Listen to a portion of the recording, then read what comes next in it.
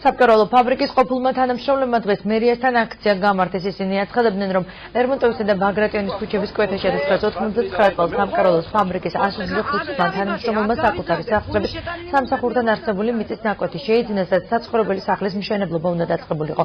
აქციის მონაწილეები ამბობენ, რომ ახლა აღნიშნულ ფარგლზე თვითნებურადაა ჩასახლებული რამდენიმე ოჯახი.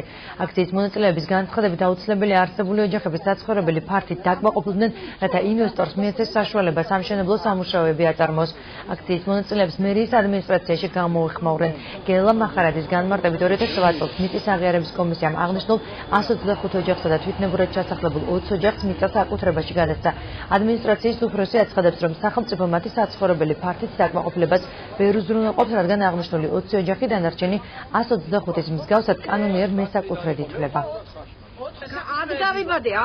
ისინი ცხოვრობენ ბინის გარეშე ვერ დარჩება, ეს ხალხი ითხოვს ბინას, ჩვენ ითხოვთ იმ მიწის ნაკვეთს, რომელიც ჩვენ მოგვაკუთვნა მაშინ, როდესაც ჩვენ ვიყიდეთ ეს ბინა.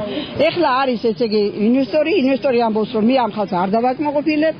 ჩვენ კიდევ ვამბობთ, რომ ჩვენ რა დავაშავეთ, ამ ხელაფულის შევიტანეთ. ვინაიდან ისინი გახსნეს მიწის ნაკვეთის მესაკუთრება, შესაბამისად ქალაქ ბათუმის მერია ამ პირებს საცხოვრებელ ბინებს უსასყიდლოდ ამ პროგრამის ფარგლებში ვეღარ გადასცემთ. უამრავი გამომართეთ ამ ხალხს არის ამ პირების ამ 155 პირის საკუთრება, მათ შორის 20 პირის თანასაკუთრება, შესაბამისად თანამესაკუთრეები ამ ქონებას მართავენ ერთობლივად, ყველას თანაბარი უფლება აქვს.